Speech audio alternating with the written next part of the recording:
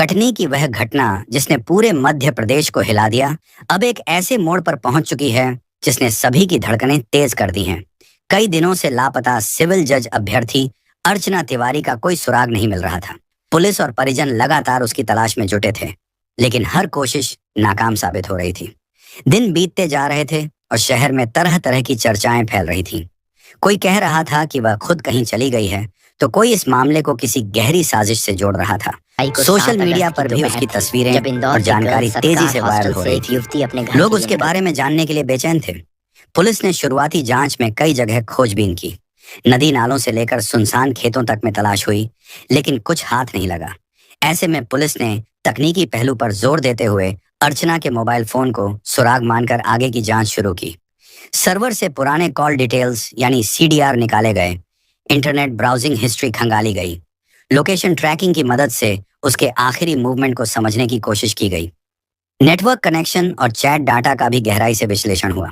इन digital trails में police को कुछ ऐसे संकेत मिले जो पहले किसी के सामने नहीं आए थे, और जो नया खुलासा हुआ उसने न केवल पुलिस को चौंका दिया, बल्कि परिवार के दिल में भी उम्मीद की एक किरण जगा दी। वीडियो में आगे बढ़ने से पहले, अगर आप भी चाहते हैं कि अर्चना जल्द से जल्द अपने घर सुरक्षित लौट आए, तो इस वीडियो को लाइक करें और कमेंट में प्रे फॉर अर्चना जरूर लिखें, ताकि उसके परिवार को हौसला और ताकत मिल सके। घटना की शुरुआत उस रात से होती है जब इंदौर से कटनी जाने वाली नर्मदा एक्सप्रेस ट्रेन में सवार अर्चना तिवारी आखिरी बार देखी गई थी। अर्चना इंदौर के सत्कार गर्ल्स हॉस्टल में रहती थी और वहीं से अपने घर कटनी के लिए निकली थी। उस रात ट्रेन के कोच B3 में बैठे एक यात्री का बयान इस केस में बेहद अहम बन गया। यात्री के अनुसार रात करीब 11:30 बजे ट्रेन अंधेरे ट्रैक पर तेज रफ्तार से दौड़ रही थी। तभी अर्चना अपनी ऊपरी बर्थ से उतरकर नीचे आई और अनजाने में उसके पैर से टकरा गई। वह यात्री नींद में ही चौंक गया। अर्चना ने हल्की आवाज में माफी मांगी और कोच के टॉयलेट की ओर चली गई। उसके चेहरे पर किसी तरह की घबराहट नहीं थी। वह सामान्य तरीके से बाथरूम की तरफ गई और फिर उसके बाद कभी वापस नहीं लौटी। उसकी सीट पर बस उसका बैग रह गया। बैग का वहां होना और अर्चना का चलती ट्रेन से यूं गायब हो जाना अपने आप में एक बड़ा सवाल था। पुलिस के लिए यह महत्वपूर्ण सुराग था, क्योंकि इससे नए सवाल खड़े हुए। टॉयलेट जाने के बाद वह कहाँ गई? क्या वह किसी से मिलने के लिए कोच से बाहर निकली? क्या कोई उसका इंतजार कर रहा था, या किसी ने उसे जबरन अपने साथ ले लिया? क्या यह सब किसी सुनियोजित साजिश का हिस्सा था? इन्हीं सवालों ने जांच को एक नए मोड़ पर ला दिया। इसी बीच हॉस्टल से निकलते समय का सीसीटीवी फुटेज भी सामने आया, जिसमें अर्चना पूरी तरह सामान्य दिखाई दे रही थी। हाथ में बैग, चेहरे पर हल्की मुस्कान, कदम धीमे लेकिन आत्मविश्वास से भरे हुए, जैसे वह अपने सफर के लिए पूरी तरह तैयार हो। कपड़े और सामान सब व्यवस्थित, चेहरे पर किसी तरह का तनाव नहीं। उसने बाहर निकलते समय आसपास एक नजर डाली, मानो रोज की तरह ही कहीं जा रही हो।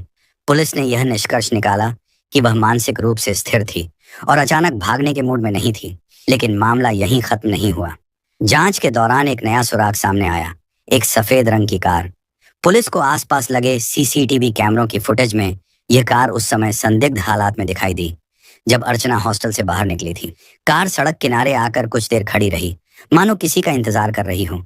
फिर कुछ मीटर आगे बढ़कर रुकी और अचानक तेज रफ्तार से वहां से निकल गई। अब यह पता लगाना जरूरी हो गया कि यह कार किसकी थी, इसमें कौन था, और क्या इसका अर्चना के गायब होने से कोई संबंध था। पुलिस ने अर्चना के कॉल डिटेल्स खंगाले और गहराई से डाटा चेक करने पर पाया कि हॉस्टल से निकलने के समय उसने एक मोबाइल कॉल किया था। इस कॉल की लोकेशन ट्रैक करने पर वह भोपाल के पास की निकली, जबकि उसका बैग उमरिया स्टेशन से बरामद हुआ था। यह विरोधाभास पुलिस के लिए पेचीदा था, क्योंकि कॉल लोकेशन और बैग मिलने की जगह के बीच काफी दूरी थी। इससे साफ हुआ कि अर्चना की मूवमेंट में कुछ ऐसा हुआ जो अब तक सामने नहीं आया। तुरंत कार्रवाई करते हुए पुलिस ने 5 संदिग्धों की सूची बनाई और उनके नाम व नंबर की कॉल डिटेल्स निकाल ली। इन जानकारियों को जीआरपी भोपाल को सौंपा गया, ताकि आगे की कार्यवाही हो सके। इन्हीं डिटेल्स में पिपरिया नामक जगह से जुड़ा एक सुराग मिला, जिसने जांच की दिशा बदल दी। अब पूरा फोकस पिपरिया की ओर मुड़ गया। अर्चना के परिवार और दोस्तों ने भी हार नहीं मानी। उसके भाई अमन मिश्रा ने घोषणा की कि जो भी उसकी बहन का सुराग देगा, उसे 51,000 रुपए का इनाम दिया जाएगा। उन्होंने कहा कि चाहे सूचना कितनी भी छोटी क्यों ना हो, अगर उससे अर्चना तक पहुंचने का रास्ता बनता है तो इनाम जरूर दिया जाएगा। इस घोषणा के बाद इलाके में सक्रियता बढ़ गई। स्थानीय नेताओं ने भी मदद का आश्वासन दिया। सोशल मीडिया पर लगातार उसकी तलाश की अपीलें हो रही थीं। फेसबुक, व्हाट्सएप और इंस्टाग्राम पर उसकी फोटो और जानकारी शेयर की जा रही थी ताकि ज्यादा से ज्यादा लोगों तक यह खबर पहुंचे। पुलिस की टीमें भोपाल से उमरिया तक के रेलवे ट्रैक की जांच कर रही थी। रास्ते में आने वाले हर स्टेशन और आसपास के इलाकों में पूछताछ हो रही थी। नर्मदा ब्रिज पर एसडीआरएफ की मदद से नदी में तलाशी अभियान भी चला। गोताखोरों ने घंटों तक पानी में उतरकर तलाश की, लेकिन कुछ हाथ नहीं लगा। हालांकि कॉल डिटेल्स सामने आने के बाद पुलिस को लगने लगा कि वह सही दिशा में बढ़ रही है। जांच में ऐसे कई नंबर मिले जिनसे लगातार बातचीत हुई थी। इनमें से कुछ परिवार और दोस्तों के थे जिन पर कोई शक नहीं था, लेकिन कुछ अज्ञात नंबर भी सामने आए जिनके बारे में न तो परिवार जानता था और न हॉस्टल के साथी। पुलिस ने इन रहस्यमय नंबरों का पता लगाया तो एक नंबर की लोकेशन पिपरिया में मिली। पिपरिया नर्मदापुरम जिले का एक कस्बा है जो भोपाल और जबलपुर के बीच पड़ता है। यह लोकेशन अर्चना की सामान्य दिनचर्या से मेल नहीं खाती थी। जैसे ही यह जानकारी सामने आई, पुलिस की टीमें तुरंत सक्रिय हुईं। एक टीम पिपरिया रवाना हुई, जबकि दूसरी टीम भोपाल में जांच जारी रखी। पुलिस की थ्योरी के मुताबिक अर्चना का मोबाइल आखिरी बार भोपाल के रानी कमलापति स्टेशन के पास एक्टिव था। वहां से एक कॉल हुआ जो करीब 10 मिनट चला और फिर फोन बंद हो गया। तकनीकी जांच में पता चला कि बंद होने से कुछ समय पहले मोबाइल की लोकेशन पिपरिया में थी, जो ट्रेन के समय और मार्ग से मेल नहीं खा रही थी। इससे शक हुआ कि फोन किसी तेज वाहन से पिपरिया ले जाया गया या पहले से वहां था। कोच के एक यात्री ने बयान दिया कि जब अर्चना टॉयलेट गई तो उसके पास न मोबाइल था न बैग। बैग उमरिया में मिला और फोन पिपरिया में। दोनों का अलग अलग स्थान पर होना पुलिस के लिए बड़ा रहस्य था। शक गहरा गया कि यह एक योजनाबद्ध घटना हो सकती है, जिसमें उसे बीच रास्ते उतारकर फोन और बैग अलग अलग जगह छोड़े गए हों।